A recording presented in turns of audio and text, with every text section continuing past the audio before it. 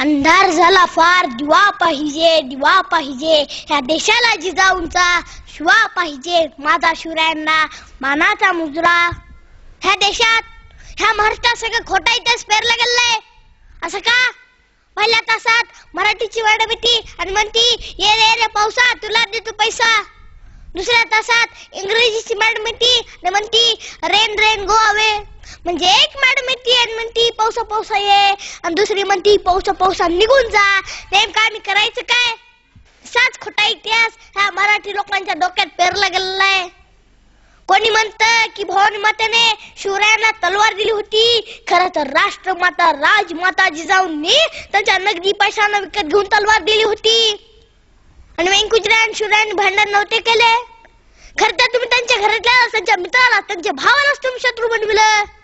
त्यांच्या शिवरायांनी शत्रूलाही मित्र बनविलं।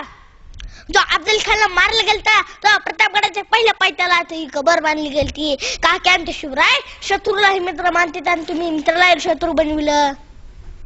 आणि खरी जयंती लोकमान्य ठिकाणी नाही चालू केली। खरी जयंती महात्मा फुलेंनी त्याच रायगडावर येऊन पूर्ण झाड कोपे कापून त्यांनी शिवरायांची समाधी उडकली होती। आणि समाधी उडल्याच्या नंतर त्यांनी स्वतःच्या हाताने तिथं फुलवले बा म्हणाला लात माणूस खाली पडले म्हणला शिवकायचा देव होता का? इथला सगळं तर मीच आहे, जे काय द्यायचं तो फक्त मला दे एवढे करून ते थांबले नाही। त्यांनी संभाजी राजाचा ही खोटा इतिहास काढला। आणि मी सांगतो की तुम्ही पाडवायसन करू नका। त्या दिवशी छत्रपती संभाजीला मारलं गेलेलं फाल्यावर त्यांचं तोंड लावून गावात मिरवलं गेलेलं। आणि मला खूप दुःख आहे की तेच मराठी लोक ते सण साजरा करतात आणि त्याच हिंदू धर्मात तर उलटा तांब्या म्हणजे आशोबाईन तुम्ही गुढीवर उलटा तांब्या कसा लावतात? त्या जागेवर भगवा झेंडा उभा राहा, संभाजीराजांच्या फोटोला हल घालून त्यांना मानाचा मुजरा द्या, मानाचा मुजरा। हे तुम्ही पाहिलं का कधी? जगातल्या कोणत्याही रायाचे डोळे फोडले गेले का? जगातल्या कोणत्याही रायाची जीभ कापली गेली का? जगातल्या कोणत्याही रायाचे कातडे काढले गेले का?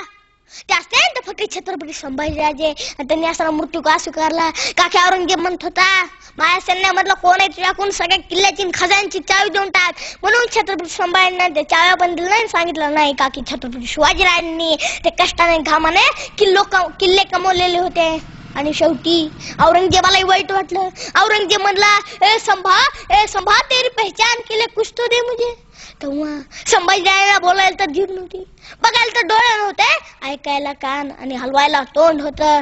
त्यांनी असं केलं का की त्यांच्या मनात चाललं होतं औरंगजेबा मी तुला घ्यायची काय, मी तुला शिव सुद्धा देणार नाही का की मला आऊसाहेबांनी दिली आहे।